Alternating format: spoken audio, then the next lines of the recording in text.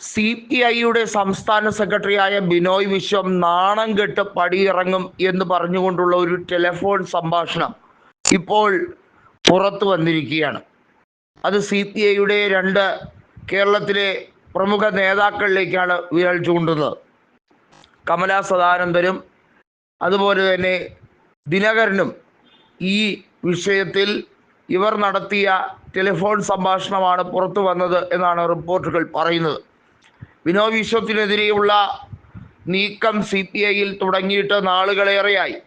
അദ്ദേഹത്തിനെതിരെ ഒളിഞ്ഞും തെളിഞ്ഞും ആക്രമണ രീതിയിലേക്ക്, അതായത് അദ്ദേഹത്തിനെ കൃത്യമായി ടാർഗറ്റ് ചെയ്യുന്ന രീതിയിലേക്ക് കാര്യങ്ങൾ പോവുകയായിരുന്നു. CPIയിൽ ബിനോയ് വിശ്വം വലിയ തോതിലുള്ള പക്ഷപാത രാഷ്ട്രീയമാണ് കളിക്കുന്നതെന്നും പല ആളുകളോടും എടുക്കുന്ന സമീപനം പല രീതിയിലും അത് അംഗങ്ങൾക്ക് ദഹിക്കുന്നത്